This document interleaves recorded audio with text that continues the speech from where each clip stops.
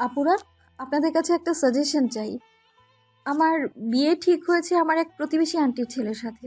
তারা বংশগত বড়লোক, আগেও বড়লোক ছিল, আর এখনো আরো বেশি। ছেলেটা ক্লাউড ইঞ্জিনিয়ার, বেশ পয়সা হয়েছে তারও। আমরা আগে নিম্ন মধ্যবিত্ত ছিলাম। আমার বাবা তখন 10,000 বেতনে চাকরি করতো একটা বড় ফ্যাক্টরিতে। আমার 6 ভাই বোন কি কষ্টে বড় হয়েছি তা বলার বাইরে। তখন ওই আন্টি আমাদের পছন্দ করলেও ওনার ছেলেটা আমাদের দু চোখে দেখতে পারতো না। আমাদের বাড়িতে তখন টেলিভিশন ছিল না। তাদের বাড়িতে বাংলা সিনেমা দেখতে গেলে সে এমনভাবে ঘাড় বাঁকিয়ে চলে যেত, মানে চলে যেতে বলতো যে লজ্জায় অপমানে মাথা হেড করে চলে আসতাম। তখন ছোট ছিলাম, তাই অত আত্মসম্মান বোধ ছিল না। ছেলেটা না থাকলেই আমি আর আমার বোন ওদের বারান্দার দরজায় ঠেলে ঠুলে টিভি দেখতে মেঝেতে বসে যেতাম। সে যাতে সিনেমা শেষ হওয়ার আগে না আসে তার জন্য দোয়া করতাম। অবশ্য হুট করে চলে এলে আবারও একই চোখ রাঙানি, ঘাড় বাঁকানো বৃদ্ধাঙ্গুলি আর মধ্যমা ঘষে তুড়ি বাজিয়ে ইশারা করতো বেরিয়ে যেতে। তার মা থাকলে কিছু বলতো না, তখন ইশারা দিত চোখ দিয়ে। আপনাদের কাছে বিষয়টা কেমন হচ্ছে জানি না, কিন্তু ছোটবেলা ওইসব আমার আত্মসম্মানে না লাগলেও এখন ওই কথাগুলোই মনে পড়লে ভীষণ আত্মসম্মানে লাগে আমার। এই ব্যাপারগুলোকে কেউ দয়া করে রোমান্টিসিজম করবেন না। মোটেও এইসবের পর্যায়ে পড়ে না এই ব্যাপারগুলো। আমরা গরিব বলে সবসময় নিচু নজরে দেখতো ছেলেটা। আরেকটা ঘটনা বলি। একবার আম্মা পিঠা বানাচ্ছিল তাদের বাড়িতে। পিঠাগুলোকে চট্টগ্রামের ভাষায় গুড়া পিঠা বলা হয়। তার মা ডেকেছিল পিঠা বানিয়ে দিতে। আমিও সাথে ছিলাম। তখন ক্লাস 3 নাকি 4-এ যেন পড়ি। আমিও পিঠার লতি পাকাচ্ছিলাম। কাই নিয়ে হাতের তালু দিয়ে পিড়িতে হালকা করে ঘষে ঘষে লম্বা করে পাকানো হয় লতিটা। ছেলেটা হুট করে এলো, আমাকে আর আম্মুকে দেখে তার মায়ের উদ্দেশ্যে বলল, এগুলো আবার খাওয়া যাবে? কথাটা শুনে আম্মুর কেমন লেগেছিল আমি জানি না, কিন্তু আমিও অতটুকুন একটা মেয়ে ছিলাম, আমার বড্ড অপমান লেগেছিল। তার মা অবশ্য তাকে চলে যেতে বলে আম্মুর সাথে। হেসে হেসে কথা বলছিল যাতে আম্মু মনে কষ্ট না পায়। আরও একটা ঘটনা বলি। আমরা আমাদের এক প্রতিবেশী চাচুর বিয়ে হচ্ছিল। প্রায় 15-16টা আলাদা আলাদা পরিবার নিয়েছিল আমাদের গোটা সিদ্দিক বাড়ি। গ্রামের বাড়ি আসলে যেমন হয় আর কি। গোটা বাড়িতে যতগুলো মেয়ে ছিল সবার জন্য গায়ে হলুদের শাড়ি কেনা হয়েছে। আমার আম্মু টাকা দিতে পারেনি বলে আমাদের 3 বোন শাড়ি পরতে পারেনি।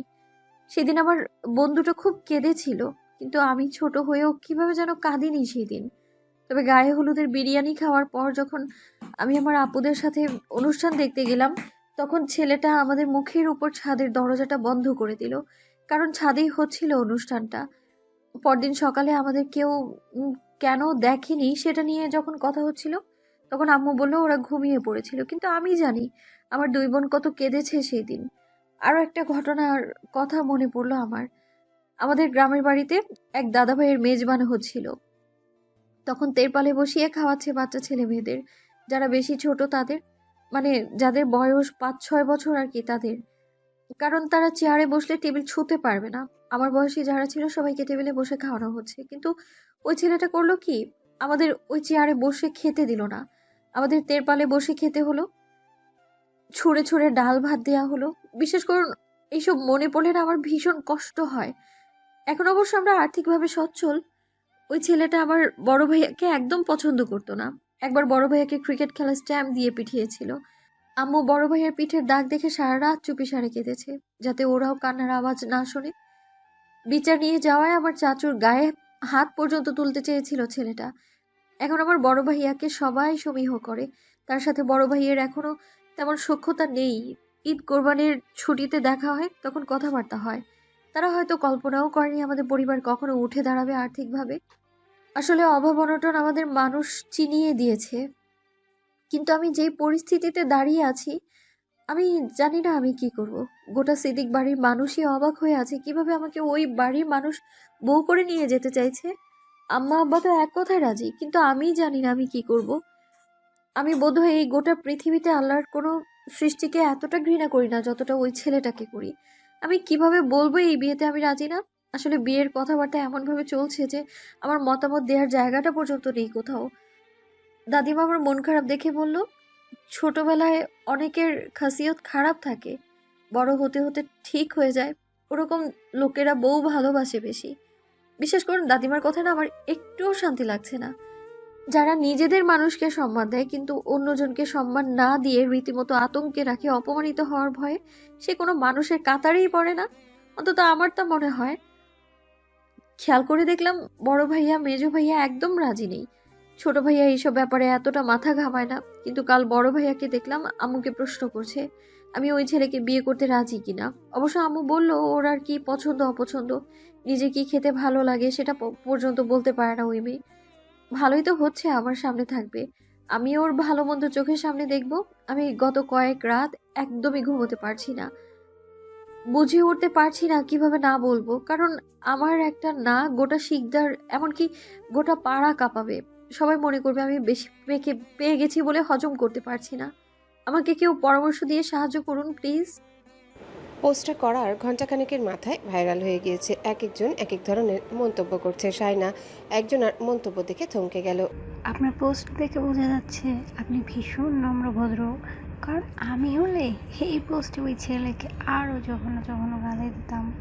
বড় বোন হিসেবে একটা সাজেশন দিয়ে আপনাকে, যার আসল রূপ খারাপ সময়টা দেখে ফেলেছেন, তার সাথে সারা জীবন কাটানোর মতো জঘন্য সিদ্ধান্তটা নিয়েন না, বিয়েটা ভেঙে দিন।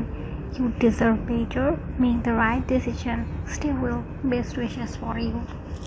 শায়না বুকে সাহস সঞ্চয় করলো। এবার সে বলে দেবে সবাইকে। বাইরে ঝিরিঝিরি বৃষ্টি।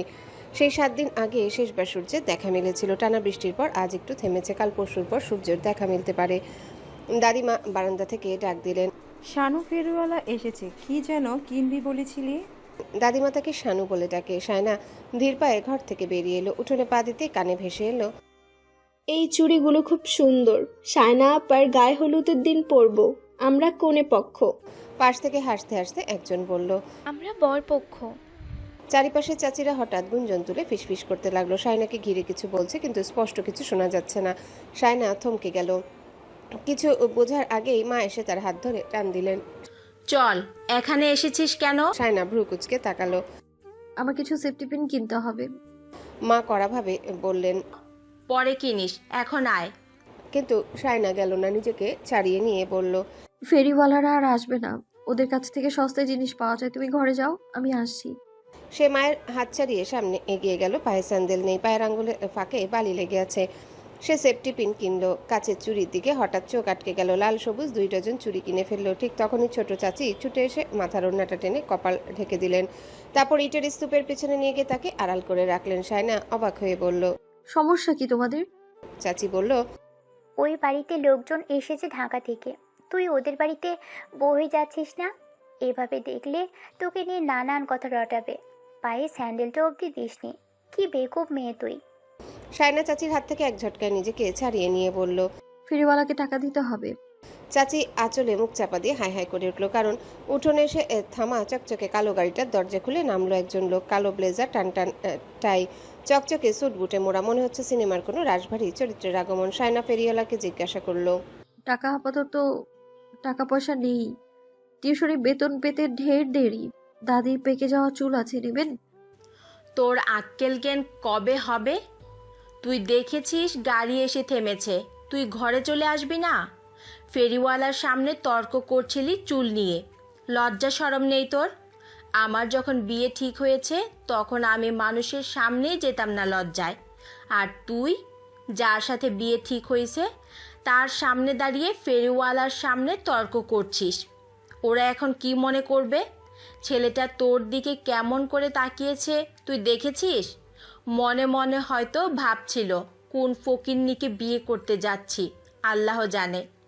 মা শাহিদা বেগম মুরগিকে খাওয়াতে খাওয়াতে বকবক করছেন। দাদিমা মায়ের কথা শুনে হেসে বললেন, তোমার মেয়ে এমনি এমনি দাঁড়িয়ে থাকেনি, তারে দেখার জন্য দাঁড়িয়েছিল, কতদিন পর দেখলো।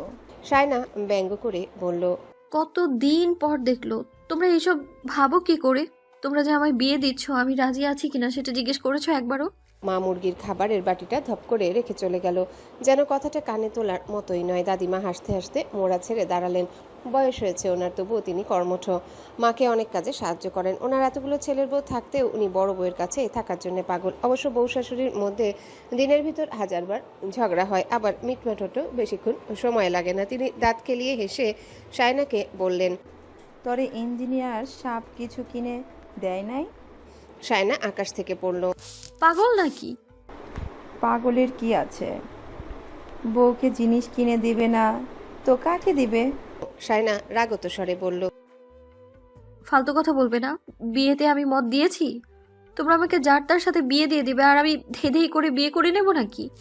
মানুষ অমানুষ দেখবে না? টাকা দেখলেই সবকটা পাগল হয়ে যাবে?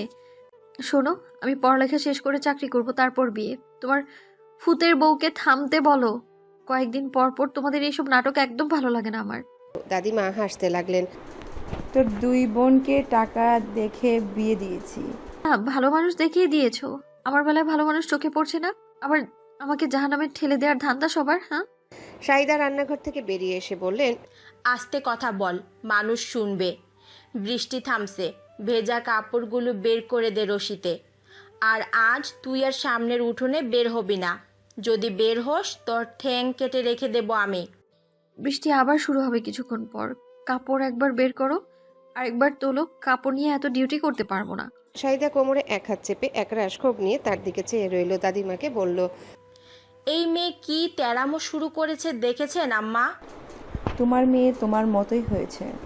সাইদা তেলে বেগুনে জ্বলে উঠে বলল, দেখলি, দুষ করবি তোরা আর তোর জাত গোষ্ঠী কথা শোনায় আমাকে। দাদিমার কপাল কুঁচকে গেল। তুমি ভালো কথাকেও ঝগড়ার দিকে টেনে নিয়ে যাও কেন? সাইদা ভেতরে চলে গেলেন। সায়না দাদিমাকে বলল, যাও ভেতরে গিয়ে জোরসে একটা ঝামেলা লাগাও। তোমাদের বউ শাশুড়ির কাজই তো সেটা। বলেই সে পুকুর ঘাটে নেমে পাটা ধুয়ে নিতে লাগলো। ঘাট থেকে উঠতেই চাচাতো ভাই বোনেরা তাকে ঘিরে ধরলো। সবার হাতেই চকলেট।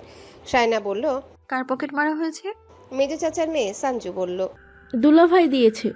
সায়না ভাবলো বড় আপারা এসেছে। সে খুশি হয়ে জানতে চাইলো, দুলাভাই আসছে? তোমার দুলাভাই না, আমাদের দুলাভাই। সায়না কিছুক্ষণ চেয়ে রইল চুপচাপ। দুদিন আগে তাদের বাড়ির পেছনে গাছ কাটা হয়েছিল। সেখান থেকে ফুল গাছের একটা লাকড়ি নিতেই সবাই ভো দৌড়। ছোট চাচার ছেলে ইব্রান বেশি দূর যেতে পারলো না। তার বয়স 4 হবে। সায়না তাকে ধরে তার হাত থেকে অর্ধেক চকলেট মুখে নিয়ে নিল। সাথে সাথে সে মাটিতে গড়াগড়ি খেতে লাগলো। তার কান্নার আওয়াজ শুনে সবাই ছুটে এলো। সায়না ততক্ষণে লাপাত্তা। মুখ থেকে চকলেটটুকু থু করে ফেলে দিল মাটিতে। চকলেট কে এনেছে সেটা মনে পড়ার পর বড় ভাবি এসে বলল, সায়না, তোমার জন্য ওই বাড়ি থেকে চকলেট পাঠিয়েছে, লন্ডন থেকে এসেছে, ফেলে দিও না আবার। সায়না চুপ করে রইল। বড় আপার মেজো আপার ছেলে মেয়ে আসুক, ওদের বিয়ে দেবে সব। বড় ভাবির কোলে 1.5 বছরের একটা বাচ্চা ছেলে। ওটা সায়নার কলিজা ভাবি শহুরে মেয়ে। সবাই প্রথম শহর থেকে বউ এনেছে। ওই মেয়ে এত বড় পরিবারের মানিয়ে নিতে পারবে না, আলাদা হয়ে যাবে। কিন্তু তেমন কিছু হয়নি। মা ভাইয়াকে আলাদা থাকতে বললেও ভাবি রাজি হয়নি। অবশ্য মেজো ভাইয়া বিয়ে করলে মা আলাদা করেই দেবে। বাড়িটা ওভাবেই তুলেছে বাবা, যাতে 3 বউ একসাথে না থাকতে চাইলে আলাদা রান্না বান্না করে খেতে পারে। বিকেলে বড় আপা আর মেজো আপা এলো। সায়না 6 ভাই বোন, সবার ছোট। তার 3 বড় ভাই। তারপর বড় আপা আর মেজো আপা যমজ। বড় আপার জন্মের আধা ঘন্টার মাথায় জন্ম নিয়েছিল মেজো আপা। তাদের 2 বছর পর সায়নার জন্ম। বয়স এখন 21 চলছে। আপাদের 18-19 বছর বয়সে বিয়ে হয়ে গেছে। সায়নাকেও মা বিয়ে দিয়ে দিত, কিন্তু ভাইয়ারা রাজি ছিল না। মেজো ভাইয়া বলল ও সবার ছোট, পড়াশোনা করতে চাইলে করুক, ভালো পাত্র পেলে পরে বিয়ে দিয়ে দিব। যদিও সায়নার ইচ্ছা ছিল সে পড়াশোনা শেষ করে কিছু একটা করবে, কিন্তু মায়ের বিশ্বাস ভাইরা বিয়ে করে নিলে তাদের সংসার হয়ে গেলে বোনদের আর দেখার সময় নেই।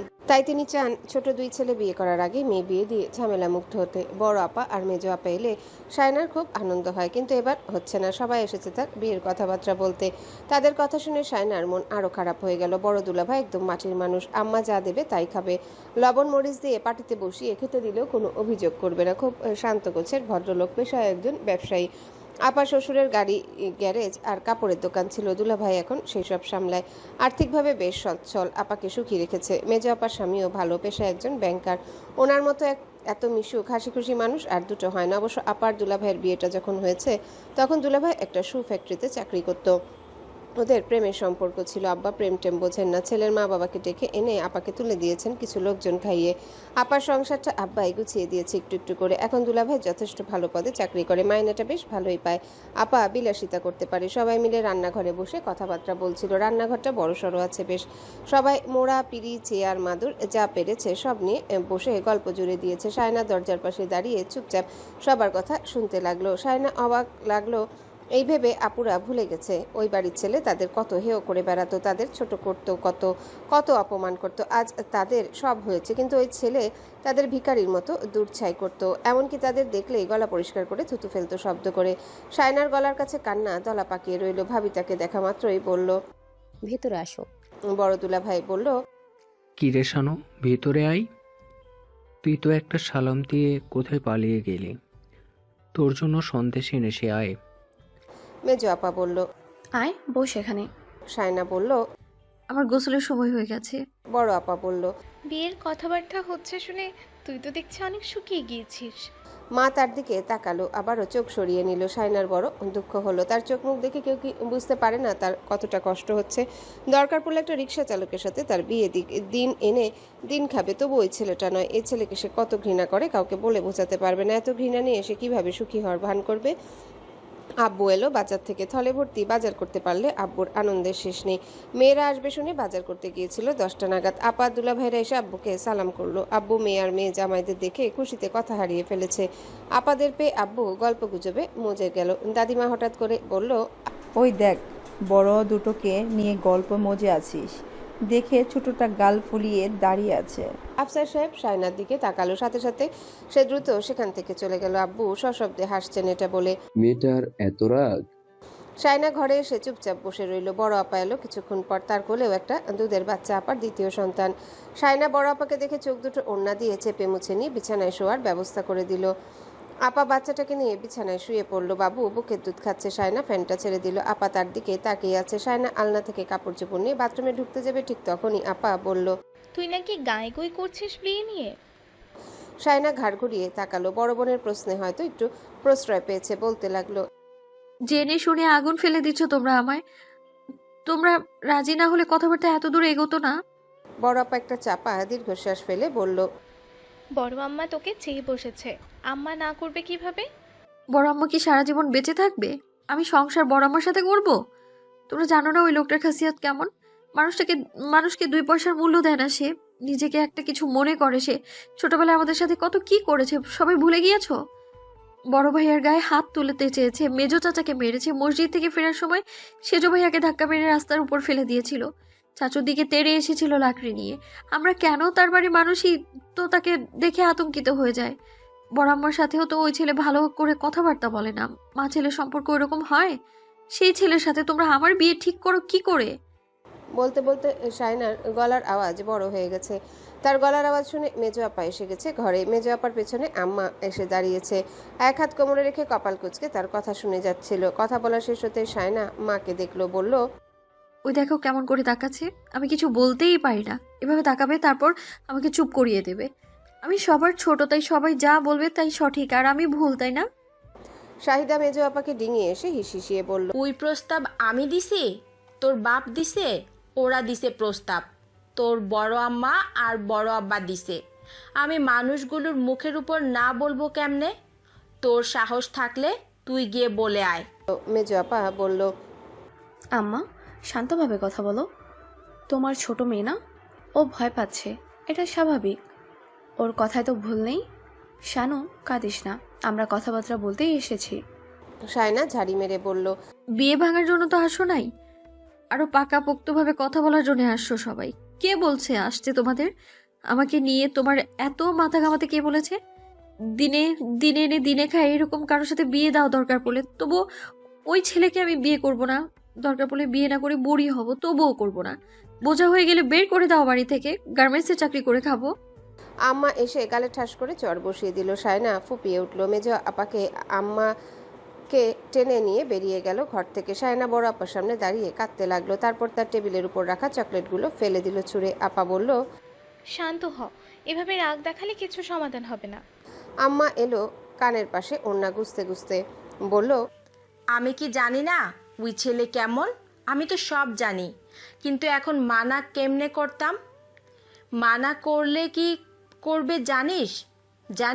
সায়না প্রশ্ন করলো, কি করবে? মেরে ফেলবে আমায়? মা তার মাথায় হাতের ঠুসা মেরে বলল, তাবিজ করে বিয়ে আটকে রাখবে, জীবনেও আর তোর বিয়ে হতে দেবে না। বিয়ে হলেও তাবিজ করে মেরে ফেলবে। এভাবে চাইলে দিয়ে দিতে হয়, বুঝেছিস? দুনিয়াদারির হিসাব বুঝিস তুই? দুনিয়ায় আমি আগে আসছি নাকি তুই? শায়না অবাক হয়ে তাকিয়ে রইল মায়ের দিকে। জেনে শুনে ওরকম একটা ছেলের হাতে তাকে তুলে দিচ্ছে, এটা জেনেও যে তারা তাবিজ করার মতো লোক। তাবিজ করবে? হ্যাঁ করবে। এখন যদি বলি মেয়ে দেব না তোমাদের ছেলেকে, তাহলে তাবিজ করবে। তোর বাপ চাচার সাথে নানান ঝামেলা বাঁধাবে। কবরস্থানের জমি নিয়ে এমনিতেই হাজারটা ঝামেলা চলতেছে তোর বাপ ভাইয়ের সাথে। আবার এখন যদি আমরা বেঁকে বসি, ওরা তোর বাপ ভাইকে কুপিয়ে মারবে। তুই আমার ছেলেগুলোকে মেরে ফেলতে চাস? শায়না শক্ত হয়ে দাঁড়িয়ে রইল। বড় আপা বলল, আম্মা ওকে এসব বলো না, তুমি এমনিতেই একটু ভীতু। তাবিজ করা এত সহজ না, যাও এখন এখান থেকে। শানু তুই গোসল করে নে। শায়না সাহস সঞ্চয় করে বলল। এ বিয়ে যদি করতেই হয় তাহলে আমি গলায় ফাঁস দেব। বলেই মাকে কিছু বলতে না দিয়ে বাথরুমে ঢুকে পড়ল সে। দুপুরে খাবার টেবিলে দুলাভাই আর ভাইদের সাথে খেতে বসে গেল শায়না। খেতে খেতে বড় দুলাভাই বললে, আমরা চা আর ভাতের দাওয়াত পেয়েছি আশরাফ। বড় ভাইয়া চোখ তুলে তাকালো, জানতে চাইল কোথায়? মেজ দুলাভাই বললেন, আপনাদের নতুন কুটুম বাড়িতে। বড় ভাইয়া আলতো হাসলেন। মেজ ভাইয়া গম্ভীর মুখে তাকালো শায়নার দিকে। কিরে, তুই শুকনো ভাত খাচ্ছিস কেন? তোমার বোন অন্য চিন্তায় ডুবে গিয়েছে আনিস। বড় দুলাভাইয়ের দিকে চট করে তাকালো শায়না। দুলাভাই হেসে উঠে বললেন, আচ্ছা খাতই, আমি আর কিচ্ছু বলছি না। বাবা দুলাভাইদের উদ্দেশ্যে বললেন, জামিল, ইমতিয়াজ, শোনো তোমরা, আমার ছোট মেয়ের বিয়ে আমি অনেক বড় করে দেব। গোটা এলাকাবাসী দেখবে। তোমাদের যাকে যাকে বলার দরকার বলে দিও। ভাইয়া আছে তাই শায়না কিছু বলল না। শায়না ছোট ভাই শাওন বলল। ওরা কাবিন কতটুকু দিচ্ছে? আফসার সাহেব বললেন, আমি 15 লাখ বলছি, এর কম হবে না। 1000 বৈরাতি, 4 পদ ফার্নিচার। ওরা ফার্নিচার চায়নি। আমার মেয়ে ওদের পালঙ্কে ঘুমাবে কেন? আমি যখন অভাবগ্রস্ত ছিলাম তখনও 2 মেয়েকে ফার্নিচার দিয়েছি, তাই বলছি ফার্নিচারও দেব। আনিস বলল, ওরা যখন বলছে ফার্নিচার নেবে না, তখন তোমাকে ফার্নিচার দিতে হবে কেন? ওদের কি টাকা পয়সার অভাব যে বউকে ফার্নিচার দিতে পারছে না? বড় আপা বলে উঠল, আরে না, সব আছে। আমি বড় আম্মার সাথে দেখা করতে গেলাম না, তখন বড় আম্মা আমাকে শায়নার রুমটা দেখালো। ওখানে ফার্নিচার দিয়ে ঠাসা। আব্বু শুধু শুধু বাড়াবাড়ি করতেছে, ফার্নিচার না দিলেও চলবে। এটা যখন আমাদের শেষ বিয়ে, তখন আত্মীয় স্বজনকে ভালো করে খাইয়ে দাও ফার্নিচারের টাকাটা দিয়ে। আফসার সাহেব বললেন, পরে ওরা যদি আমার মেয়েকে খোঁচা দিয়ে না থাক, না চাইলেও দেব। আনিস সোজা কথাবার্তার মানুষ, কাটকাট গলায় বলল, তোমাদের মতো মানুষের জন্য অন্যদের বাধ্য এসব দিতে হয় মেয়ের শ্বশুর বাড়িতে। যখন ওরা বলছে কিছু লাগবে না, তখন তোমাকে দিতে হবে কেন জোর করে? না দিতে বলছিস? শাওন বলল, হ্যাঁ দিও না, ওই টাকা আমাকে দিয়ে দাও, বাইক কিনবো। বড় ভাইয়া ধমকে উঠল। তোকে আর খুঁজে পাওয়া যাবে বাইক দিলে? আনিস বলল, ওর কথা কানানোর দরকার নেই। জরুরি কথার সময় ফালতু কথা বলবি না শাওন।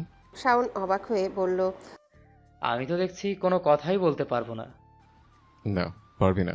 দুজনের মধ্যে কথা কাটাকাটি লেগে গেল। বড় ভাইয়া ধমকে উঠলেন। তোদের সমস্যা কি? আনিস চুপচাপ খেতে লাগলো। ওদের কথাবার্তার মাঝে শায়না ভাতটুকুই ভালো করে খেতে পারল না। বিকেলে ওই বাড়িতে চায়ের দাওয়াত পেয়েছে আপার দুলা ভাইরা। শায়নাদের বাড়িটার পর তার মেজো চাচার বাড়িটা, তার পাশে সাদা রঙের যে চারতলা বাড়িটা, ওটা তাজউদ্দিন সিদ্দিকের বাড়ি। নাম ফলকে লেখা তাজউদ্দিন ভিলা। কিছুক্ষণ আগে বড় ভাইয়ার আব্বাকে ডেকে নিয়ে গেছে তারা। শায়না দাদির পাশে জায়নামাজে বসা ছিল, আসরের নামাজ আদায় করছিল। মেজো আপা আসা মাত্রই দাদিমা জিজ্ঞাসা করলো, কি কথাবার্তা হচ্ছে রে? মেজো আপা বলল, ওরা শানুকে মনে হয় নিশান দেওয়ার কথা বলতেছে। কখন? কাল। শায়না জায়নামাজ থেকে উঠে গেল। মাথার হিজাব খুলতে খুলতে রান্নাঘরে গিয়ে শাহিদা বেগমকে বলল, আম্মু আব্বুকে বলো আমি বিয়েটা করতে পারবো না, আমি কোনো নিশান নেব না। শাহিদা বেগম গরুর মাংসে মশলা মাখাচ্ছে সরিষার তেল দিয়ে। মাটির চুলায় দাও দাও করে আগুন জ্বলছে। গ্যাসের চুলায় হালকা পাতলা রান্না হলেও বড় পাতিলের রান্না বান্না আম্মা মাটির চুলায় করে। ভাতের মাঠ টকবক করছে ভাতের ডেকচিতে। আম্মা তার দিকে বিরক্ত চোখে তাকালো। তোর বাপকে গিয়ে বল, আমাকে বলছিস কেন? শায়না মায়ের পাশে পিড়িতে বসে পড়লো। মিনমিন করে বলতে লাগলো সে বিয়েটা করবে না, এই বিয়েতে সে সুখী হবে না। মা চুপচাপ কাজ করছেন। বড় আপার মেজো আপা কাটাকুটির ধোয়া বাছার কাজ করে দিয়েছে। আপারা এলে শায়নাকে কাজ করতে হয় না। শাহিদা বেগম চুপচাপ কাজ করতে লাগলেন, কোনো জবাব দিলেন না। শায়না একটা সময় মায়ের হাত ধরে ফেললো। আম্মু আব্বুকে একটু বলো না, আমি ওই লোকটাকে পছন্দ করি না, ঘেন্না লাগে আমার। মা হাতটা ছাড়িয়ে নিয়ে উল্টো পিঠ দিয়ে কষে একটা চর বসিয়ে দিল। শায়না গালে হাত চেপে বসে রইল, চোখ থেকে টপ টপ করে জল পড়তে লাগলো। কিছুক্ষণ শক্ত হয়ে বসে থাকার পর সে পাড়ালো ঘরের দিকে। দরজা বন্ধ করতে বড় আম্মার গলার আওয়াজ শোনা গেল। শফির মা কই? মেহমানের আজকে আমার বাড়িতে দাওয়াত না? তুমি রান্না করতেছো কার জন্য? বলতে বলতে রান্নাঘরে চলে এলো। সাথে করে কাকে নিয়ে এসেছে কে জানে। কিছুক্ষণ পর শাহিদা বেগমের গলা শোনা গেল। বসতে বলো ভাবি, আমার চা নাস্তা রেডি আছে। না না, ওরা খেয়ে আসতেছে, তাড়াহুড়া করো না। আমাদের বউকে ডাকো, ওকে দেখতে চাচ্ছে। কতবার এলো এখানে, ওকে নাকি কখনো খেয়াল করেনি। শায়না বুঝে ফেললো বড় আম্মার ভাইয়ের বউ এসেছে। শাহিদা বেগম মেহমানকে বসার ঘরে বসিয়ে দরজা ধাক্কালো। আল্লাহর ওয়াস্তে একটু দরজাটা খুল, ওদের সামনে যা। শুনতে পাচ্ছিস শানু? শায়না দরজা খুললো। মা বলল, আল্লাহ চোখ মুখ ফুলিয়ে ফেলেছে কেঁদে কেটে। আমি ওদের কি বলবো এখন? তুই আমার মান সম্মান রাখবি না? মুখে পানি দে, তারপর একটু পাউডার দে, মাথায় কাপড় দিয়ে আয়, তাড়াতাড়ি আয়। শাহিদা বেগম চা নাস্তা নিয়ে গেল, গল্প জুড়ে দিল। দরজা ধাক্কার শব্দে শায়না দরজা খুলে দিল। সাথে সাথে দেখলো বড় আম্মা দাঁড়িয়ে আছে। শায়না একটু ভড়কে গেল। বড় আম্মা হেসে বলল, শাশুড়ি ডাকার ভয়ে লজ্জা পেয়ে লুকিয়ে লুকিয়ে থাকছিস নাকি? আয়, এত সাজগোজ করতে হবে না, তোকে একটু দেখবে। শায়নাকে নিয়ে গেল বড় আম্মা রওশনারা। শায়নাকে দেখে ওনার ভাইয়ের বউ 1000 টাকা হাতে গুজে দিল। বলল, হয়েছে, দেখে ফেলেছি বউ।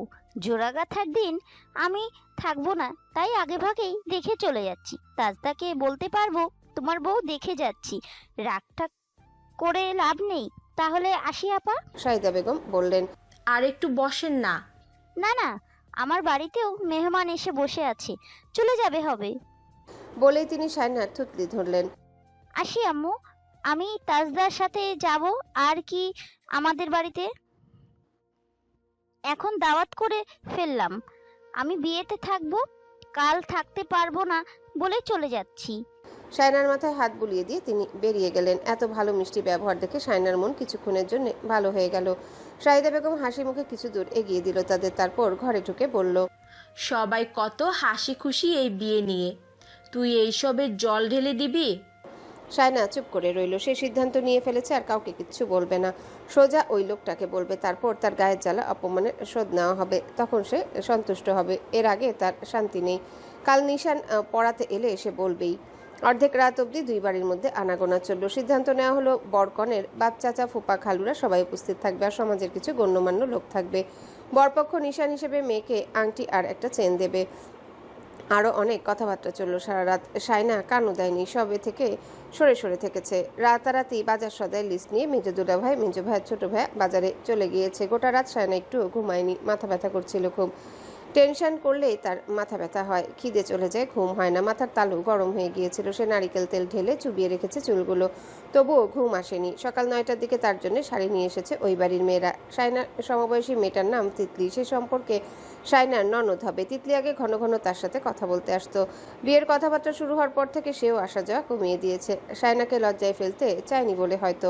সে শাড়িটা রেখে বলল, পার্লারের মেয়ে আসবে সাজানোর জন্য। চাচিমা, ওদের এখানে আসতে বলবো নাকি আমাদের বাড়িতে? কারণ আমরাও সাজগোজ করব, আমার ভাবিরাও করবে। শায়না চুপ করে রইল। শাহিদা বেগম বলল, শারমিলা আর সাবরিন কি বলে দেখো। বড় বোন শারমিলা বলল, তোমাদের বাড়ির বউ, তোমাদের সিদ্ধান্ত। মেজ বোন সাবরিন হেসে বলল, আমাকেও শাস্তি দিলে আমার বোনকে ছাড়তে রাজি আছি। তিতলি বলল, টাকা তো ভাইয়া দেবে, সমস্যা নেই। তাহলে আমরা শাইনাকে নিয়ে যাচ্ছি। শায়না শর্ত দিল, বাড়ির পেছনে দিয়ে যাব, সামনে দিয়ে যাব না।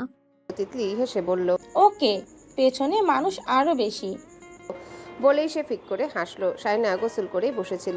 তিতলি তাকে নিয়ে গেল তাজউদ্দিন ভিলার পিছন দিয়ে। বউ এসেছে, বউ এসেছে, রব পড়ে গেল। বাচ্চাগুলো এভাবে বলে বলে চিল্লাচিল্লি করছে। বড় আম্মা এসে বলল, মুখ এমন শুকনা কেন? কিছু খাসনি? শায়না বলল, খেয়েছি। বড় আম্মার মেজবে তাসনুবা এলো। সে একটু গম্ভীর সম্ভীর, অনেকটা অহংকারীও, মানুষের সাথে কম মিশে, ভাইয়ের চাইতে কম না সে। মেজো আপার বয়সী, চট্টগ্রাম বিশ্ববিদ্যালয়ে পড়ছে। ভাইয়ের বিয়ের পর তারও বিয়ে। শায়নাকে আপাদমস্তক দেখে নিয়ে বলল, ফেসিয়াল করানি? শায়নার সাথে সাথেই জবাব দিল, না, ফেসিয়াল করলে আমার ব্রণ হয়।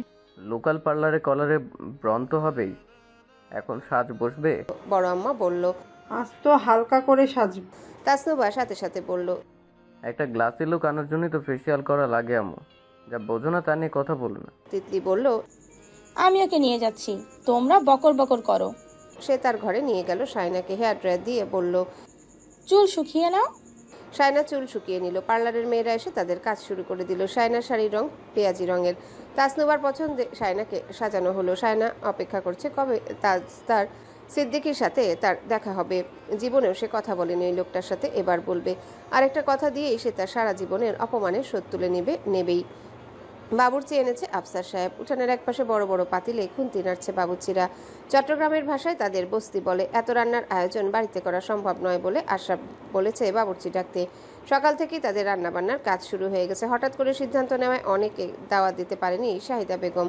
তবে শায়নার ফুপা ফুপু মামা মামি খালা খালুরা এসেছে, এতেই বাড়ি ভরে গেছে। বড় আম্মা শায়নাকে মিষ্টি দই খাইয়ে গেছেন সাজগোজের পর। তাসনুবা এতেই খেপেছে। শায়নার লিপস্টিক নাকি সরে গিয়েছে তাই। বাড়ির অন্যান্য বউরাও শায়নার মতো করে সাজলো। সবাই সাজগোজ নিয়ে এত আগ্রহী। বিষয়টা অবশ্য শায়নার মন্দ লাগেনি, কিন্তু মেজাজ খারাপ থাকায় সবটাই বিরক্ত লাগছে।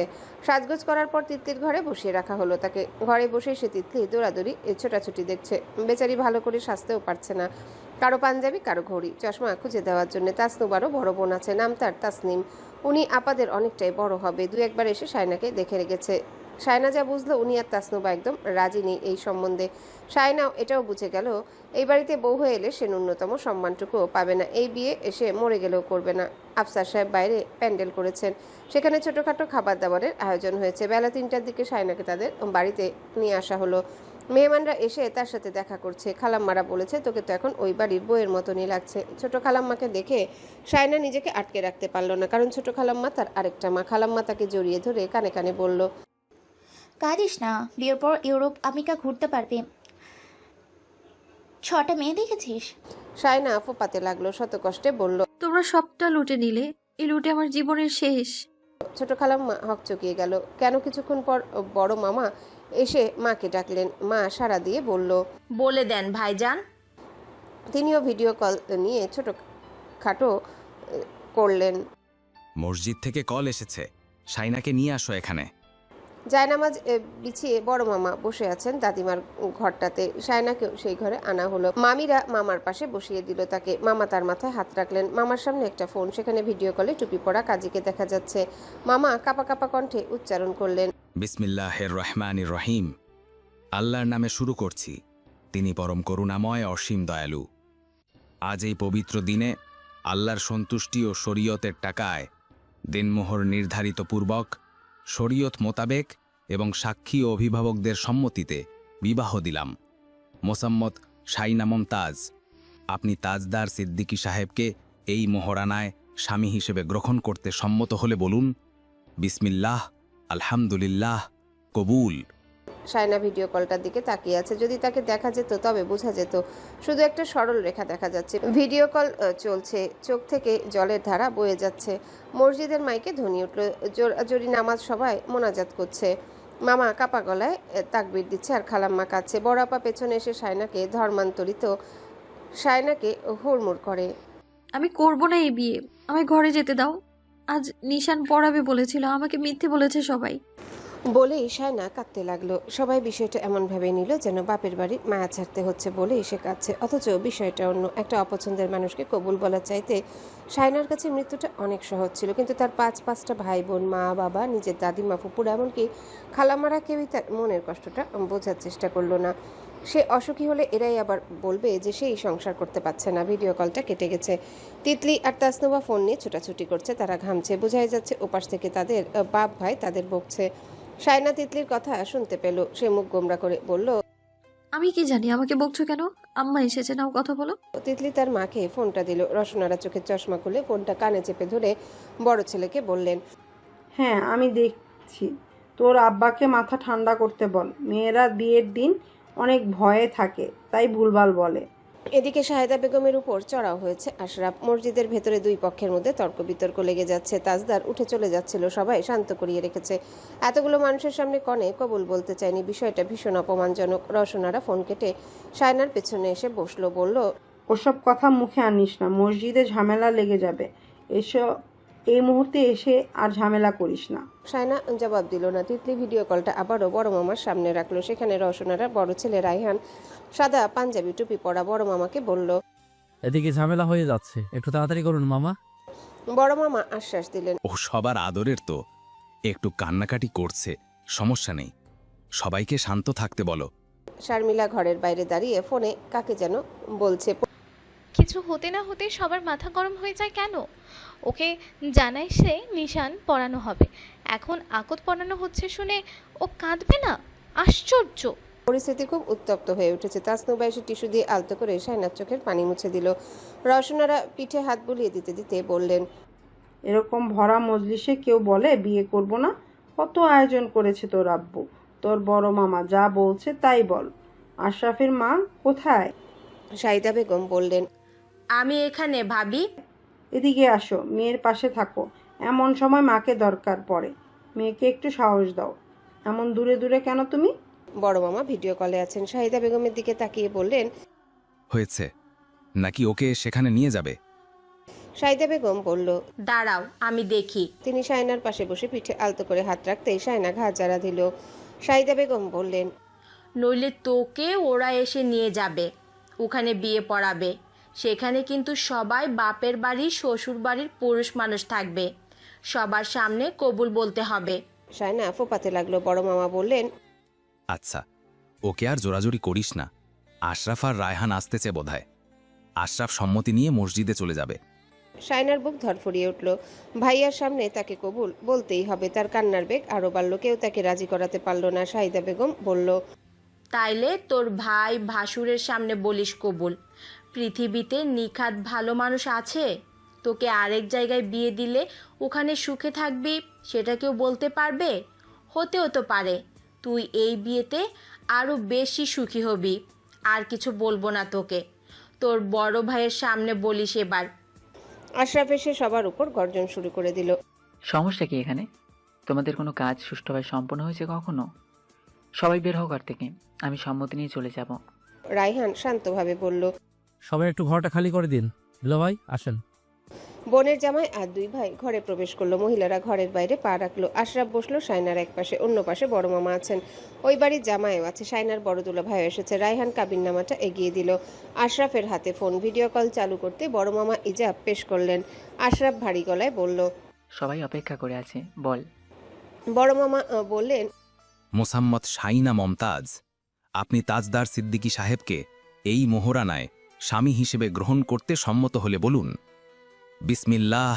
শায়না মুখের উপর ঘোমটা টেনে দিয়েছিল। তাসনুবা মাথাটা নিচু করে রাখা, চোখের জলে তার কোলে রাখা হাতটা ভিজে যাচ্ছে। আশরাফ আবারও তারা দিল। শায়না নিঃশ্বাস আটকে রেখে বলল, বিসমিল্লাহ। বড় মামা বললেন, আলহামদুলিল্লাহ, কবুল। শায়নার কণ্ঠ ক্ষীণ হয়ে এলো। সে সশব্দে কেঁদে উঠে বলল, আলহামদুলিল্লাহ, কবুল। তার কান্নার বেগ আরো বাড়ল। তার কান্না দেখে বাইরে দাঁড়িয়ে থাকা মহিলারাও চুপ হয়ে আছে।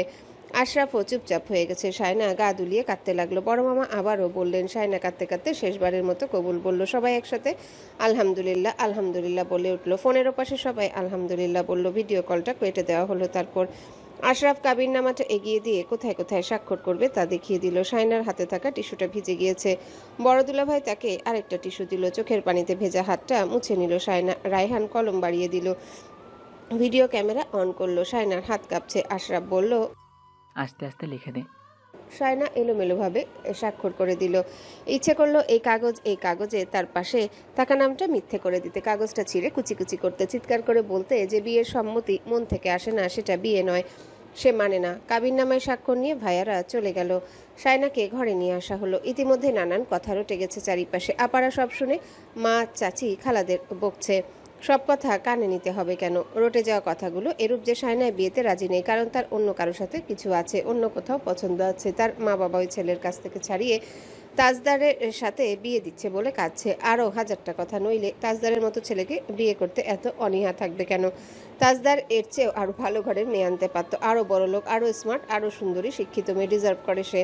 তিতলির ফুপুরা শায়নার ফুপুদের কথা শোনাচ্ছে। তাজদারকে কত বড় খানদানি পরিবারে শিক্ষিত সুন্দরী মেয়ে দিতে বলেছিল।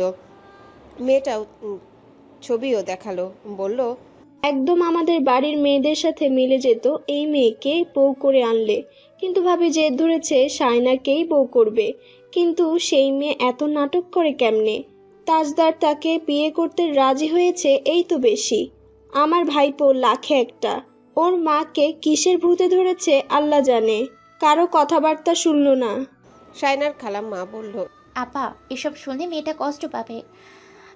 আমার বোনঝিও কম কিসে, ও পড়াশোনাটা শেষ করতে চেয়েছে, এখনও সবে অনার্স সেকেন্ড ইয়ার ফাইনাল পরীক্ষা দিয়েছে। বয়স 22-23 চলছে, দেখতে দেখতে তো মন্দ না, ওকেও আমরা ভালো ঘরে বিয়ে দিতে পারতাম। আনিসের এক বন্ধু তো নিয়ে যেতে চেয়েছিল, শাশুড়ির বদনাম শুনে আমার আপা আর কথাবার্তা আগায়নি। ভালো করে দিতে পারতেন আপনাদের মেয়েকে, কিন্তু তাজদারের মতো ছেলে পেতেন না। আপনারা তর্ক করতে পারবেন, কিন্তু সত্যি সত্যি। থাক আপা, আর কথা বাড়ালে কথা বাড়বে। বিয়ে যখন হয়ে গিয়েছে তখন আর কথা না বাড়ানোই ভালো। সব শুনে গা জ্বালা করছিল শায়নার। ঘরে যেতে না যেতে সে ঘুমটা খুলে ছুঁড়ে ফেললো, শ্বাসটাস সব মুছে ফেলতে লাগলো। বড় ফুপু বলল, কি করছিস? অনুষ্ঠান তো বাকি আছে এখনো, সাজ নষ্ট করছিস কেন? শায়না চেঁচিয়ে উঠে বলল, সবাই বের হও আমার ঘর থেকে, বেরো বলছি, আর কোনো অনুষ্ঠানে থাকবো না আমি। মা বললেন, তাহলে ওরকম পাগলের মতো যাস জামাইয়ের সামনে? তোর বাপ ভাই ওর বাপ ভাইয়ের হাতে তোকে তুলে দেবে না? জামাইয়ের হাতে তুলে দেবে না? তুই শাড়ি খুললি কেন? শায়না অগ্নিতুল্য হয়ে বলল, কারোর সামনে যাব না, তোমাদের আমি কখনো ক্ষমা করব না আম্মা। আমার জীবনটা শেষ করে দিলে তোমরা সবাই মিলে, আমি তোমাদের শাস্তি দেব না। আল্লাহ আমাকে মেরে ফেলুক, এবারে মেয়ে হয়ে জন্ম নিয়েই ভুল করেছি আমি, লোভীর গোষ্ঠী সব। শাহিদা বেগম নিজেকে সামলে নিয়ে চলে গেলেন ঘর থেকে। রান্নাঘরে গিয়ে চোখ মুছতে লাগলেন। শারমিলা বলল, তোমরা মা মেয়ে এবার থামো, তুমি কেন কাঁদতেছো আবার? কোনো মা মেয়ের খারাপ চায়? ওই মেয়ে কি বলছে শুনতে পাচ্ছিস না? সাবরিন বলল, আশ্চর্য, ওর কষ্ট লাগতেছে, ও বলবে না? তোমাকে সেসব কানে তুলতে হবে কেন? আত্মের খোরমা খেজুর মিষ্টি আর নাস্তার প্যাকেট চলে এসেছে। শাওন আর আনিস সব গাড়ি থেকে নামিয়ে বাড়ির ভিতরে পা রাখলো। তাসনুবা তিতলি দাঁড়িয়ে কথাবার্তা বলছে। শায়না স্বাদ নষ্ট করে দিয়েছে শুনে তাসনুবার মেজাজ খারাপ হয়ে গেছে। এখন একটা কাপড় পিক তোলা হয়নি। এটা কোনো আক্তের অনুষ্ঠান হলো? শাওন আর আনিসকে দেখা মাত্রই তাসনুবা বলল, আনিস ভাই, আপনারা কি ফটোগ্রাফার ঠিক করেছেন? আনিস বলল, শাওনকে জিজ্ঞেস করো। শাওন বলল, তৌসিফ ভাই করছে। তৌসিফ তিতলি চাচার ছেলে। তিতলি খুশি হয়ে বলল, তাহলে কিছুক্ষণ পর আসবে বোধহয়, কিন্তু শাইনা তো সাজগোজ নষ্ট করে ফেলেছে। আনিস বলল, ছবি ভিডিও বিয়ের সময় হবে, এখন দরকার নেই। তাসনুবা অবাক হয়ে বলল, দরকার নেই মানে? 12,000 টাকা দিয়ে সাজিয়েছি কেন তাহলে? ভাইয়ের টাকাগুলো নষ্ট করার কি দরকার ছিল? শাওন বলল, আমাদের বলে লাভ কি? তোমাদের বাড়ির বউ কেন সাজ নষ্ট করলো সেটা আমরা কি করে জানবো? তাসনুবা হনহনিয়ে চলে গেল। শাওন আর আনিস কোরমা খেজুর আর মিষ্টি বিলি করলো। মসজিদে কি হয়েছে সব ফুপু কালাকে বলতে লাগলো। শায়নার শ্বশুর, চাচা শ্বশুর, ফুপু শ্বশুররা রেগে গিয়েছিল ও না বলায়। তাজদারও উঠে গিয়েছিল ইত্যাদি ইত্যাদি। মহিলাদের খাওয়া দাওয়া শেষ হয়ে গিয়েছিল যদিও, কিন্তু দেরি হওয়াতেই সবাই আগ পরিয়ে ফেলা তারা দিয়েছিল, তাই বরের লোকজন খাওয়া দাওয়া হয়নি। যারা খাওয়া দাওয়া করেনি তারা খেয়ে দিয়ে উঠোনে একটা বৈঠকে বসলো। বিয়ের অনুষ্ঠান কখন হবে, কিভাবে হবে সব নিয়ে বিস্তারিত আলাপ আলোচনা চলল। তাজউদ্দিন সিদ্দিকী প্রস্তাব দিলেন ছেলে মেয়ের গায়ের অনুষ্ঠান একসাথে হবে, যেহেতু এক বাড়িতেই হচ্ছে। এতে অনুষ্ঠানও সুন্দর হবে, টাকা পয়সাও দুই পক্ষের বেঁচে যাবে। প্রস্তাবটা সবার পছন্দ হয়েছে।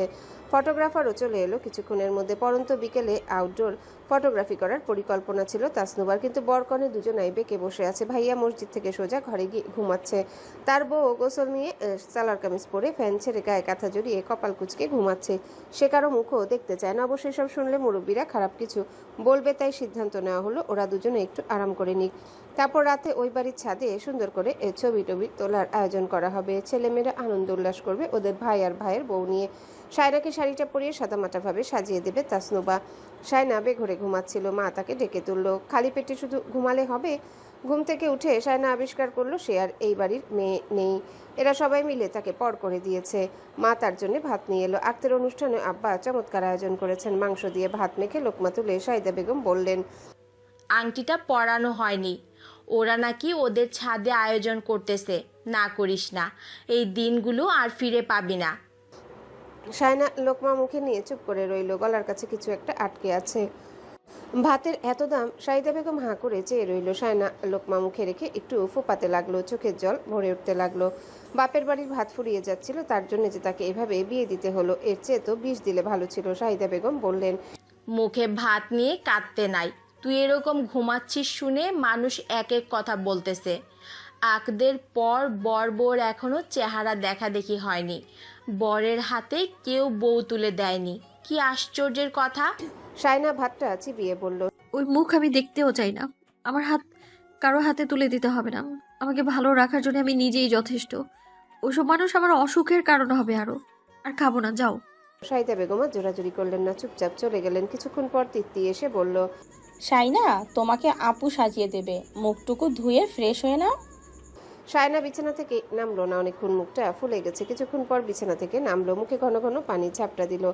বড় আপা, মেজো আপা, ভাবি, চাচিরা সবাই শাড়ি টাড়ি পরে প্রস্তুত। তাসনুবা এসে শায়নাকে শাড়ি পরিয়ে দিল। সে আর কোনো হ্যাঁ না করলো না। সাজানোর পর তিতলি, তাসনুবা আর তাদের কাজিনরা এসে শায়নাকে নিয়ে বেরিয়ে গেল। নতুন বউ যেভাবে বাড়িতে প্রবেশ করে, শায়নার পা রাখার সময় সেই সব আয়োজন করে বাড়িতে প্রবেশ করানো হলো।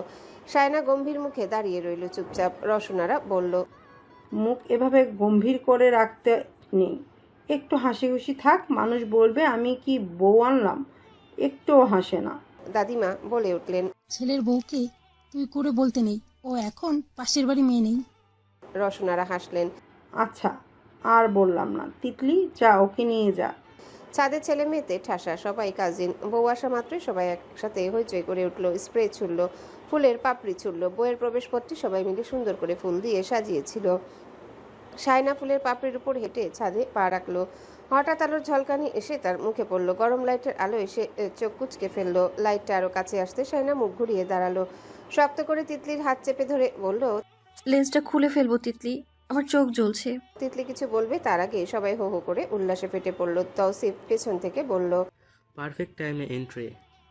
শায়না ধরে রাখা হাতটা ছেড়ে দিয়ে চোখ খুলে তাকালো। সামনে পাহাড়ের মতো দাঁড়িয়ে তাজদার সিদ্দিকী, সেই অহংকারী দাম্ভিক চেহারা, চোখ দুটো নিস্পন্দ অথচ তীক্ষ্ণ, শক্ত চোয়াল, ঠোঁটের কোণে একটা হালকা বাঁক।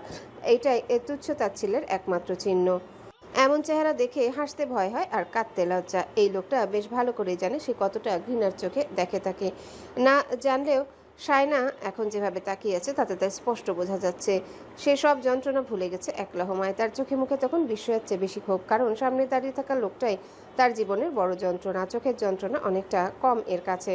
ফটোগ্রাফার সাথে সাথে কয়েকটা ক্লিক করলো। তাজদার সিদ্দিকীর চোখ ঘুরে গেল। তাকে আর আপ্পাদেরকে যেভাবে আঙ্গুল তুলে ইশারায় বেরিয়ে যেতে বলতো টিভির ঘর থেকে, ঠিক সেভাবে একই ভঙ্গিমায় একই আঙ্গুল তুলে সাথে সাথে ভারী গলায় আদেশ ঝাড়লো ক্যামেরাম্যানের উপর।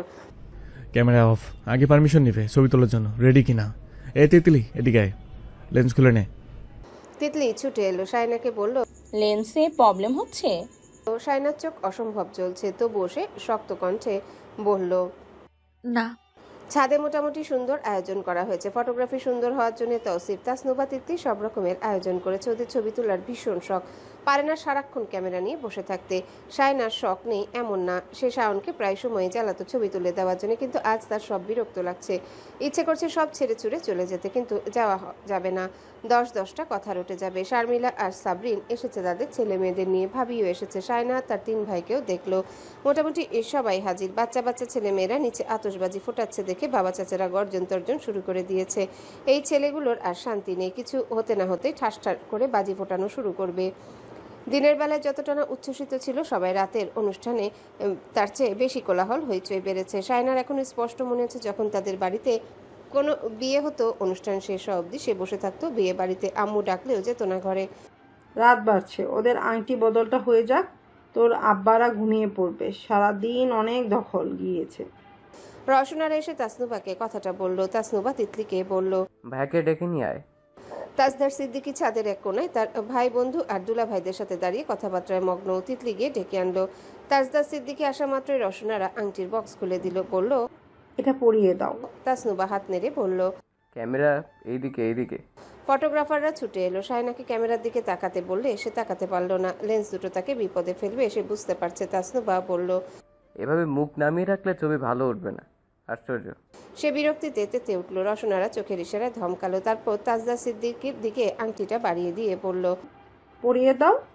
শায়না, আঙ্গুল দাও মা। শায়না কোনো দিকে না তাকিয়ে হাতটা বাড়িয়ে দিল। তাজদার সিদ্দিকী হাত ধরতে শায়না আরো গুটিয়ে গেল। তৌসিফ ক্যামেরা ধরে বলল, শাইনা, হাতের দিকে তাকাও। শায়না তাকালো না। শাওন ডেকে বলল, এভাবে দাঁড়িয়ে আছিস কেন? হাতের দিকে তাকা। শায়না তারপরেও সহজ হতে পারল না। তৌসিফ এসে শিখিয়ে দিল কিভাবে তাকাতে হবে, হাতটা কিভাবে রাখতে হবে, ইত্যাদি ইত্যাদি। শায়না তার হাতটার দিকে তাকালো। তাজদার সিদ্দিকী আংটি পরিয়ে দিতে শায়না হাতটা ছাড়িয়ে নিল দ্রুত। শাওন বলল, একটু হাস। শায়না অল্প হাসার চেষ্টা করলো, কিন্তু চেহারায় মলিন ছাপ দূর হলো না। তবু আনিসে গিয়ে এসে শায়নার হাতে একটা আংটি দিল। তৌসিফ বলল, ব্রো হাত বাড়িয়ে দাও। হয়নি? সে এগিয়ে এসে শিখিয়ে দিল কিভাবে এক হাতে হাত ধরে অন্য হাতে ধীরে ধীরে আংটি পরিয়ে দিবে। আংটিটা আবারও খুলে নিল তৌসিফ। তাজদার সিদ্দিকী খুলতে চাইল না। তৌসিফ জোরপূর্বক নিয়ে নিল। শায়না আবারও আংটিটা পরিয়ে দিল সবার মন মতো করে। তৌসিফ বৃদ্ধাঙ্গুল দেখিয়ে বলল, পারফেক্ট। সবার ঠোঁটে হাসি ফুটলো। রওশনারা শাহিদা বেগম আর আফসার সাহেবকে ডেকে আনলেন। তাজউদ্দিন সিদ্দিকও এলেন। তৌসিফ মজা করে শাহিদা বেগমকে বলল, চাচিমা আজ মেয়ের হাত তুলে দিলে কিন্তু আমাদের বাড়িতে রেখে দেব। তৌসিফের মা জোহরা বেগম তাকে ধমকালো। তৌসিফ তা দেখে আরো ঠোঁটে লিয়ে হাসলো। রওশনারা হেসে বলল, কথাটা কিন্তু ভুল বলিসনি, তুলে দিলে রেখে দেব আজকের জন্য। শায়না চট করে বলে উঠল, আমি থাকবো না। সবার মনোযোগ কেড়ে নিল তার কথাটা। তাজদার সিদ্দিকীও তাকালো কথাটা শুনে। শায়না গম্ভীর মুখে কথাটা বলেছে। রওশনারা হেসে ফেললেন। ওই দেখো কি বলে মেয়েটা। আচ্ছা বেশ, থাকিস না, বিয়ের অনুষ্ঠানের পর তো এমনিই আসবি। বড় মামা, খালু, ফুপা সবাই উপস্থিত হওয়ার পর বরের হাতের উপর কনের হাতটা তুলে দেওয়া হলো। তাজউদ্দিন সিদ্দিকী কনেপক্ষকে আশ্বাস দিয়ে বললেন, বাড়ির মেয়ে আরেক বাড়িতে এসেছে, এত ভয় পাওয়ার কিছু নেই। কথাবার্তা তো আমাদের মধ্যে হয়েছে। ভালো রাখার দায়িত্ব শুধু যার হাতে তুলে দিচ্ছেন তার নয়, আমাদেরও। মেয়ে ভালো থাকবে, চিন্তার কিছু নেই। আশরাফের মা, আশরাফের বাপ মেয়েকে নিয়ে একদম চিন্তা করবেন না। আমরা বাড়ির মেয়ে এনেছি ভালোর জন্যই। শায়নার বড় মামা বললেন, আপনি একাই সব বলে দিলেন, আমাদের আর কিছু বলার রইল না। ছেলেমেয়েরা ভালো থাকলেই আমরা ভালো থাকি। শায়না চোখ নিচে নামিয়ে রেখেছে। নিজের হাতটাই ওই হাতের উপর। ওইরকম একটা মানুষ কাউকে ভালো রাখতে পারে যাকে দেখলেই রাগে ঘৃণায় তার আপাদমস্তক জ্বলতে থাকে। সে রাখবে তাকে ভালো? এই বোকার দলগুলো কি জানে এই লোকটা কত ছোট লোক? পয়সা প্রতিপত্তি দিয়ে মানুষকে মূল্যায়ন করে। তারা যদি আজও দরিদ্র থেকে যেত তাহলে এরা তাদের দিকে ফিরেও তাকাতো না। খানদানি পরিবারের সুন্দরী শিক্ষিত মেয়েকে বউ করে আনতো ঢোল পিটিয়ে। এদের সে হাড়ে হাড়ে চিনে। তার পরিবার এদের সাথে ভালো মানুষই দেখাতে পারে, কিন্তু সে পারবে না। তার মন থেকে ঘৃণা না সরলে সে কোনোদিনও এদের মন থেকে মেনে নিতে পারবে না। তাজদার সিদ্দিকীকে সে কখনোই মাফ করবে এটার কথা ভাবতেও পারে না। হাতটা অনেকক্ষণ এই হাতটার উপর ছিল। নামিয়ে নিতে মনে হলো শায়না বেঁচে গেল। সারা জীবন কি করে সেই লোকটার সাথে থাকবে? শুধু হাতে হাত রেখেছে, এতেই তার দম বন্ধ লাগছে। মুরব্বীরা সবাই চলে যেতে তাজদার সিদ্দিকী জোর দিয়ে তিতলিকে বলল, তোকে বলেছি না লেন্স খুলে নিতে। তিতলি ভয়ে ভয়ে এগিয়ে এসে শায়নাকে বলল, তোমাকে জিজ্ঞেস করেছিলাম অসুবিধা হচ্ছে কিনা। তাজদার সিদ্দিকী আবারও গর্জে উঠল, আমি কি বলেছি শুনিসনি? তিতলি শায়নাকে চেয়ারে বসে লেন্স দুটো আস্তে করে খুলে নিল। শায়নার গাল ভিজে গেল, চোখের জলে অসম্ভব পরিমাণে জ্বলছে। তিতলি তার দিকে ফ্যানটা ঘুরিয়ে দিল, তারপর টিস্যু দিয়ে আলতো করে গাল মুছে দিতে লাগলো। তাসনুবা অসম্ভব বিরক্ত হয়ে বলল, লেন্স পড়লেও নাকি কারো চোখ জ্বলে, অদ্ভুত। শায়নাকে কথা শুনিয়ে সরে গেল সে। শায়না একটু পানি খেয়ে জিরিয়ে নিল। তৌসিফ বলল, শায়না আজ কিন্তু ঘুমাতে পারবে না, অনেক ফটোশুট হবে। শায়না চুপ করে বসে রইল। তৌসিফ ভাইয়ের সাথে সে এখন মোটামুটি টুকটাক কথা বলে। আগে বলতো না, তৌসিফ ভাইও বলতেন না। ওই লোকটা তাদের সাথে কাউকে কথা বলতে দিত না। সবার জন্য ঝাল মিষ্টি জাতীয় খাবারের ব্যবস্থা করা হয়েছে, জুসের বোতল আনা হয়েছে। এইসব দেখে আশরাফ আপত্তি জানাতেই তাসমিনের স্বামী জাহিদ বলল, আমার সমুদ্রের একটা মাত্র বউ, থাক টাকা খরচ করতে দেন। সবাই হেসে উঠল সে কথা শুনে। তাজদার সিদ্দিকী কিছু বলল না। শায়নার বোনের জামাইরা কত কি বলল। তাজদার সিদ্দিকী জবাবে কিছুই বলেনি, চুপচাপ সবার হাসি ঠাট্টা শুনে যাচ্ছে। বড় বড় বাক্স আনা হচ্ছে। শায়না একপাশে চুপ করে বসে রইল। শাওন বাক্স রেখে এসে বলল, ওই কিছু খাবি? শায়না বলল, বাড়ি যাব। এটাই তো তোর বাড়ি। এর চেয়ে বড় মিথ্যা কথা আর হয় না। এই বাড়িকে তার একটু আপন লাগছে না। শাওনের কথার জবাবে সে কিছু বলল না, শুধু বলল, একটু ঠান্ডা পানি খাবো ভাইয়া। ঠিক আছে দাঁড়া।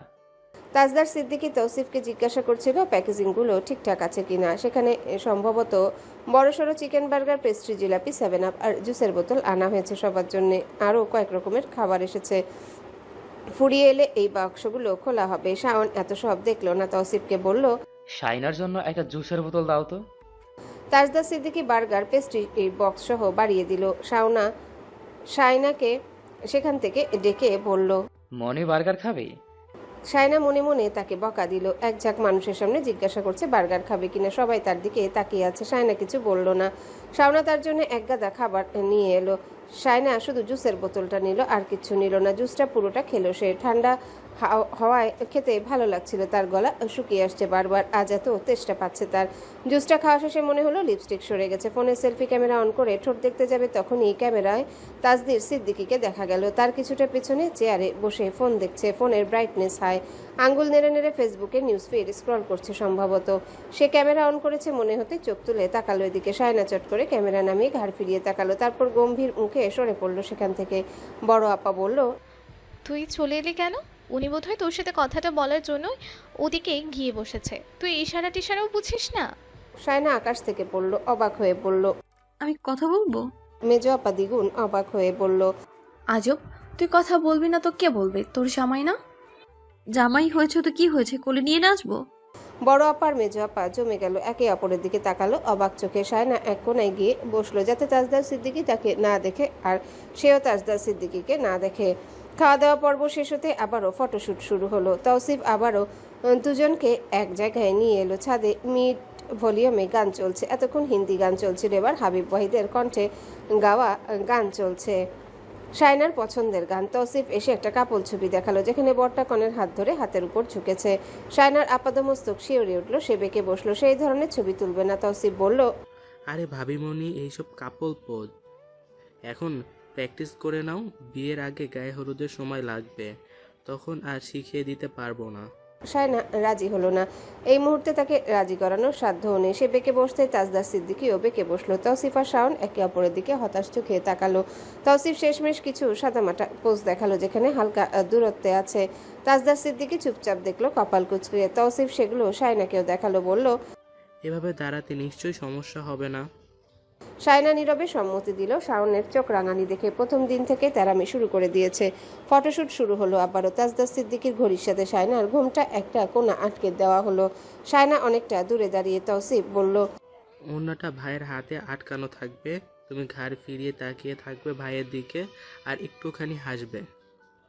শায়নার সাথে সাথে ঘুমটা টান দিয়ে বলল, এটাও হবে না। তৌসিফ, শাওন সবাই হতাশ। শায়নার বড় দুলা ভাই জামিল বলল, মনে হয় আমাদের লজ্জা বাড়ছে, আমরা তাহলে নিচে যাই। তাজদার সাহেব, আমরা নিচে আসি। তাজদার সিদ্দিকী মাথা নাড়ল অল্প করে, তারপর তৌসিফকে বলল, আমাকে ছাড়বি কখন? আর একটু দাঁড়াও। সে শায়নার কাছে এগিয়ে এসে বলল, সাইনা, কথাটা শোনো, ভাইয়াকে অনেকদিন ধরে রাজি করিয়েছি, তুমি এভাবে বেঁকে বসলে কিভাবে হবে? শায়না বলল, আমি ওভাবে তাকিয়ে ছবি তুলবো না। একদম কাটকাট ভাষায় কথাটা বলে দিল সে। তৌসিফের আর কি বলার থাকে, তারা সবাই হতাশ। শেষমেশ দুজনকে দুদিকে মুখ করে দাঁড়িয়ে ছবি তুলে তৌসিফ বলল, এবার মনে হচ্ছে বিরোধী দলের নেতা নেত্রী পারফেক্ট। বলেই হতাশ হয়ে সে ক্যামেরা রেখে দিল। চেয়ারে বসে জুসের বোতল খুলে গলা ভিজালো। শায়না বাকি ক্যামেরাম্যানকে বলল, আর ছবি তুলবো না, এটা নামান। তিতলি বলল, মিমি আর ঝুমুরা নাচবে, এখন বাড়ি যেতে পারবে না তুমি? শায়না না করলো না। তাজদার সিদ্দিকীও কিছুক্ষণের জন্য সরে গেছে। ছাদে মোটামুটি কিশোর কিশোরী তরুণ তরুণীরা আছে, যারা নাচবে তারা প্রস্তুতি নিয়ে এসেছে। শায়নার একটু ভালো লাগলো, এবার মন খারাপ ক্ষণিকের জন্য দূর হয়ে গেল। কিন্তু নাচ শুরু হওয়ার পর ছাদে আবারও ভিড় জমতে লাগলো। বড় আপার মেজো আপার ছেলে মেয়েরাও নাচছে, সবাই মিলে আনন্দ করছে। 7-8 বছরের কাজিনরা সবাই মিলে শায়নাকে মাঝখানে টেনে নিয়ে এলো। বড় আপার মেয়ে নাচছে কোমর দুলিয়ে, মেজো আপার ছেলে নাচতে নাচতে পড়ে গেল। শায়না তাকে তুলে নিয়ে গালে আদর দিয়ে বলল, হয়েছে, কাঁদে না। কালামুনির বিয়ে। শায়না বলল, আমার মাথা ব্যথা পেয়েছো? না না। শায়না মেজো আপাকে বলল, ওকে এখানে ছেড়ে দিয়েছো কেন? মেজো আপা বলল, থাক, নাচো। শায়নাকে ঘিরে সবাই নাচছে, বাকিরা ছবি ভিডিও তুলছে। গানের তালে যারা নাচতে লজ্জা পায় তারাও নাচছে। বড় দুলাভাইকে টেনে নিয়ে এসেছে শাওন। দুলাভাই বলল, আমাকে ছাড় ছাড়, আমি নাচতে জানি না। শাওন বলল, আমার বোন তোমাকে এতদিনেও নাচটা শেখাতে পারলো না, আফসোস। সবাই একসাথে হো হো করে হাসলো। শায়নাও সবার তালে হেসে ফেলেছিল। বিয়ে, তাজদার সিদ্দিকী, এসব সে ভুলে গিয়েছিল একদম। মনে হচ্ছিল এটা তাদেরই বাড়ির কোনো অনুষ্ঠান। সবাই যখন তাকে ঘিরে নাচছিল তখন শায়নাও অল্প অল্প করে হাততালি দিচ্ছিল। ঠিক সেই সময় বড় ভাইয়া মেজো ভাইয়াদের সাথে তাজদার সিদ্দিকীকে দেখা গেল। চোখাচোখি হতেই শায়না ধীরে ধীরে ঘুরে দাঁড়ালো, পিঠ করে দাঁড়ালো। নাচনেওয়ালিদের ভিড়ের মধ্যে সরে সরে থাকলো যাতে তাজদার সিদ্দিকীকে চোখে না পড়ে। তার হাসি মাখা চেহারা মলিন হয়ে এসেছে আবারও। নাচ গান শেষ হতে হতে প্রায় রাত 2:30 পার হয়ে গিয়েছে। বাচ্চাদের নিয়ে বাচ্চা মায়েরা চলে গেল। ধীরে ধীরে ছাদ হালকা হতে লাগলো। শায়না এক কোণায় বসেছিল ভাই বোনদের সাথে। ছাদে তখন শুধু বড় বউয়ের ভাই বোন ভাবি আর দুলা ভাইরা, তারা সবাই বসে আগাম পরিকল্পনা করছে গায়ে হলুদে সবাই কি রঙের গ্রুপ ড্রেস কিনবে আর কি করবে ইত্যাদি ইত্যাদি। সায়না চুপচাপ, তাজদার সিদ্দিকী মাঝে মধ্যে কথা বলছে ভাইদের সাথে, তখন সবাই উচ্চস্বরে হেসে উঠছে। সবাই সলা পরামর্শ করে বেরিয়ে যেতে লাগলো একে একে। সায়নাকে রেখে সবাই চলে যাচ্ছিল। সায়না শাড়ির কুচি ধরে লম্বা লম্বা পায়ে হেঁটে দরজা অবধি যেতেই বড় আপা চোখ রাঙিয়ে বলল, কথা বল, বসে আছে ওখানে, ঠাস ঠাস করে চড় মারবো সব শিখিয়ে দিতে হলে। সায়নার নিঃশ্বাস ফেঁপে উঠছে, হাতের তালু পায়ের তালু ঘামছে। ছাদের দরজা টেনে বন্ধ করে দিল বড় আপা। তাজদার সিদ্দিকী দূরে একটা চেয়ারে বসেছে, পিঠ কুঁজো করে হাঁটুতে কনুয়ের ভর রেখে, চোখ দুটো সায়নার দিকে। সায়না একবার ঘাড় ফিরিয়ে তাকালো তাজদার সিদ্দিকীকে। তার দিকে তাকাতে দেখে এই প্রকাণ্ড ছাদে সেই লোকটার সাথে একা, এসব ভাবতেই সে আকপাচ কিছু না ভেবে অনবরত দরজায় ধাক্কা দিয়ে চেঁচিয়ে উঠল। অনেকগুলো পায়ের শব্দ একসাথে শোনা গেল। ছাদের দরজা খুলে দিতেই সায়না সশব্দে কেঁদে উঠে বড় আপার উপর মেজাজ দেখিয়ে নেমে যেতে লাগলো বকতে বকতে। গোটা গোষ্ঠী মিলে নাটক শুরু করেছে আমার সাথে, সরো সামনে থেকে। আরেকটা কথা বলে না কিয়ামত ঘটবে এখানে। শারমিলা আর সাবরিন একে অপরের দিকে তাকালো, বলল, উনি কি মনে করবেন বলতো? সায়না ঘরে এসে আবারও চেঁচামেচি জুড়ে দিল। সবাই জড়ো হয়েছে তার ঘরে। বড় আপা বলল, আশ্চর্য, তোদের কথাবার্তা হয়নি তাই কথা বলার সুযোগ করে দিয়েছিলাম। সায়না বলল, কিসের কথাবার্তা? দরজা বন্ধ করে দিয়েছো কোন সাহসে? দাদিমা বললেন, ও মা, ও কি ভুল করলো? একসাথে দাঁড়াতে না পারলে এক ঘরে থাকবি কেমনে? কথাটা শুনে চাচিরা সরে যাওয়ার পর আপার ভাবিরা সবাই হাসতে লাগলো। সায়না দাদির উপর খেপে বলল, সবাই যাও তো এখান থেকে, বেরো আমার ঘর থেকে। ফালতু পেঁচাল করতে আসে কানের কাছে যত সব। সবাইকে বের করে দিয়ে দরজা বন্ধ করে দিল সে। তারপর শাড়ি সাজ খুলে বিছানায় হাত পা ছড়িয়ে ঘুমিয়ে পড়ল। সকালে ঘুম থেকে দেরি করে উঠলো সে। দাদিমা ঠ্যাস মেরে বলল, নতুন বউ দেরি করে ঘুম থেকে উঠছে, সবাই সরে দাঁড়াও। হাসাহাসি করতে লাগলো তারা। সায়না দাঁতে ব্রাশ চালাতে চালাতে বাইরে বেরিয়ে এলো। পুরনো অভ্যাস, পুকুরে মুখ ধোয়ার টানটা এখনো যায়নি। ঘাটে বসে ব্রাশ করতে লাগলো সে। চুলগুলো এলোমেলো হয়ে আছে, ওড়নাটা কোনো মতে বুকের সামনে ভাঁজ করে পড়েছে। চোখে রোদ পড়ায় চোখ দুটো কুচকে আছে। ব্রাশ শেষে পুকুর ঘাটের দিকে এগিয়ে যেতে যেতে তার চোখে পড়লো তাজউদ্দিন ভিলার ছাদে একটা লম্বা ছায়া। কানে ফোন চেপে ধরা, পাশে থুতু ফেললো। এদিকে তাকাতে তাকাতে সায়না কিছুক্ষণ দাঁড়িয়ে ছায়াটার দিকে তাকিয়ে থাকলো, ব্রাশ হাতে স্থির হয়ে। থুতু ফেলতে দেখে প্রচন্ড ক্ষোভ নিয়ে আরেক পা বাড়াতেই পা পড়লো শ্যাওলা ভেজা ঘাটে। হঠাৎই পায়ের নিচে জমিন সরে গেল। সে ছিটকে গিয়ে পুকুরে পড়ে গেল জল ছিটিয়ে। বাড়ির সবাই ছুটে এলো হইচই করে। সায়না তখন পুকুরে গা ডুবে কেসে যাচ্ছে এক নাগারে। শাহিদা বেগম জানতে চাইল, হ্যালো বন্ধুরা, পরবর্তী পার্ট খুব তাড়াতাড়ি আসবে, তো সবাই অপেক্ষায় থাকো। আর চ্যানেলটি যারা এখনো সাবস্ক্রাইব করোনি তারা পরবর্তী পার্ট দেখার জন্য চ্যানেলটি সাবস্ক্রাইব করে রেখো। ধন্যবাদ সবাইকে, আমাদের সাথেই থেকো।